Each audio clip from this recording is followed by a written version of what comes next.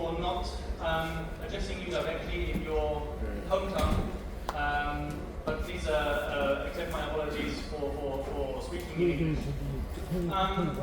Quite often, the first question I'm asked by friends, family, by contacts in Korea is, what was the thing that most surprised me first arriving here in Korea? And the answer is always how much plastic there is in Korea. And you just take this very small example of buying a cup of coffee. This coffee cup. This lid is made of plastic. This lid is made of plastic. Inside the coffee cup is lined with plastic. Plastic is literally in every aspect of our daily lives here in Korea. So, first of all, I think it's important for us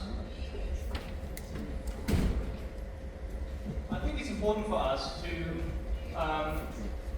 know what we're talking about when we talk about ending plastic pollution. Plastic has had absolutely phenomenal consequences on our lives. It is present in healthcare, it is present in aviation, in transport. It helps save lives, it helps make our lives comfortable and as developed as they are today.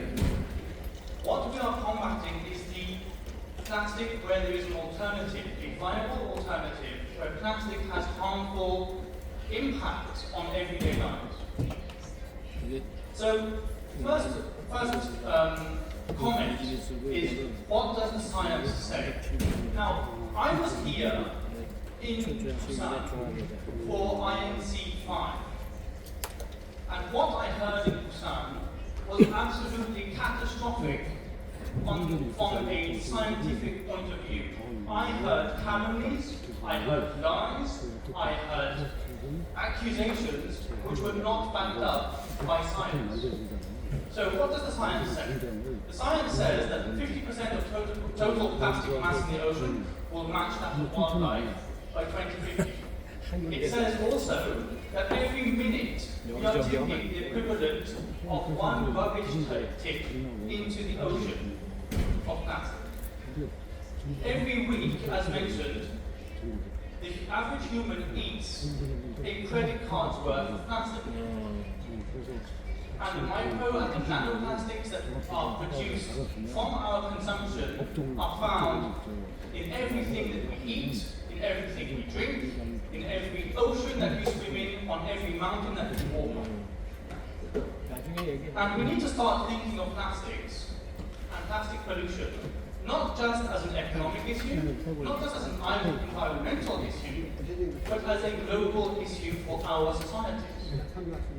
This means, for example, addressing not just the environmental challenge, not just the climate change challenge and making plastic, but also the public health issue for all the chemicals of concern that are introduced into plastic, making plastics.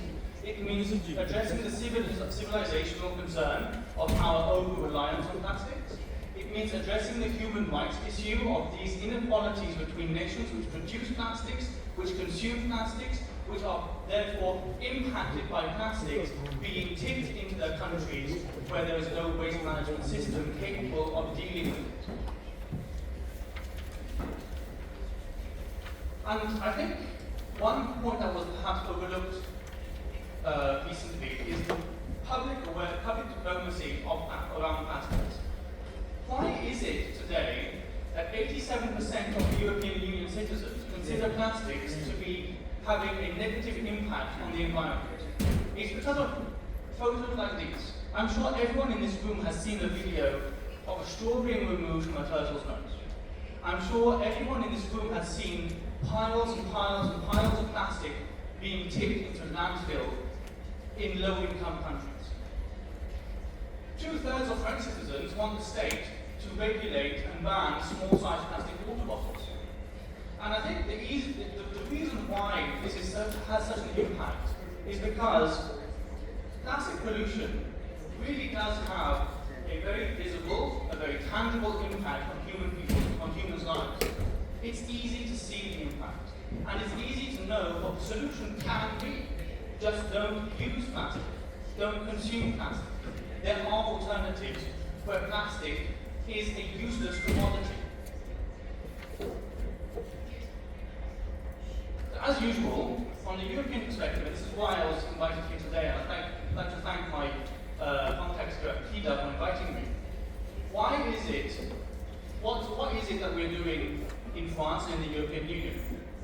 The European Union has been a front runner, quite honestly, because decisive action from the European Union was taken back in 2006, for example, on chemicals of concern, with chemicals that are very difficult to extract from plastic. And even when we recycle that plastic, those chemicals persist and continue to pollute our environment. 80% of waste found on the beaches of the European Union, 80% of that is plastic. And of that 80%, 50% are made up by the 10 commodities that we find here, that are easily replaceable and easily removable from our everyday life. So what has the European Union done? In 2019, the European Union passed the single-use plastic directive. What does that mean? It means basically that by July 2021, the European Union had banned single-use plastics where a viable, sustainable alternative exists. Things like plastic cups, things like plastic cutlery, things like straws or cotton buds, things that we see every day here in Seoul, things that we see every day in other countries around the world that we are too reliant on and where alternatives exist. It also means that we have to have design requirements, things like set the American administration and make them go mad, things like putting bottle tops attached to bottles, things like including enhanced labeling and making sure that there are enhanced requirements for extended producer responsibility.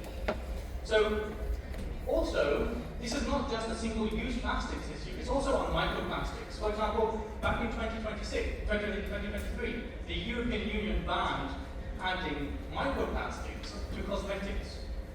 Things that make people's lives better, easier, and make that we're transitioning away from our over-reliance on plastics. And since 2015, there's been a gradual phasing out of carrier bags in the European Union, and a replacement and an onus put on companies who sell these carrier bags, for example. But obviously, plastics is not just the plastic itself and the microplastics, it's the chemicals that enter into the production of plastics. And this is where the European Union has also been regulated, with stringent regulations on hazardous chemicals. The lists of chemicals that are entirely banned in the European Union that are no longer viable and no longer acceptable in our everyday produce. With a particular attention on sector-specific regulation. And this is where, for example, regulations have come into place on children's toys, on cosmetics, to make sure that the most vulnerable in our society are not exposed to the pollutants where there are demonstrable and demonstrated health effects that can ruin people's lives. What about my home country? France. In France, we're even more ambitious than the European Union. In France, we have a law that states that by 2040, all single-use products will be banned. No more single-use products in 2040. This means that, for example, disposable cups can't contain more than 8% plastic. This means that there will be an introduction of a ban on containers of food, where food is contained in plastic can no longer be served in restaurants, in hospitals, in schools, and so on and so forth, and even to the individual level. This means that public fountains are mandatory, and public events like the one that we have today cannot use plastic in any of its water bottles or any of its other goodies. And the last thing in France that's ongoing are discussions on reducing and restricting the use of polystyrene, which we know to be impossible to recycle. And specific chemical bans on chemicals such as bisphenol A has come into force since 2015. And internationally, what does that mean? Unfortunately, in Busan, we ended with a no deal. But we still have hope for Geneva in August 2025. And this plastics treaty cannot just be another waste management recycling treaty. We know, the science says, that recycling is not going to be enough. We have to deal with the upstream effects of plastic.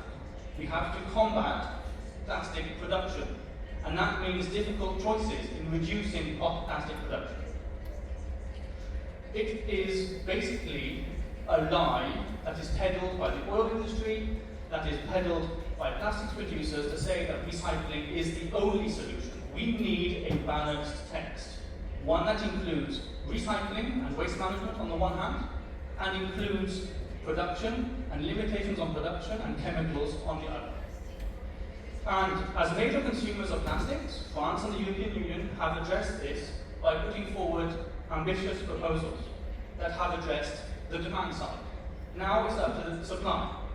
This means primarily addressing, for example, virgin plastic production, but also drawing up lists of chemicals that are particularly dangerous for people's health, making sure that we are addressing people's health and showing that international negotiations can have concrete effects, tangible effects on everybody's lives here in this room. And it also means having necessary financing mechanisms. As President Che mentioned, the effects on those in low-income countries are 10 times higher than in developing countries.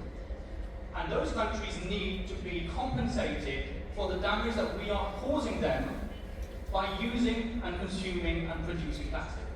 Therefore, France and the European Union stands ready to upscale financing mechanisms with more wide-ranging solutions than traditional Annex II countries, which you may be aware of, which concern developed nations. This needs to be a wide-ranging effort, including innovative finance, but also other countries willing to finance such mechanisms.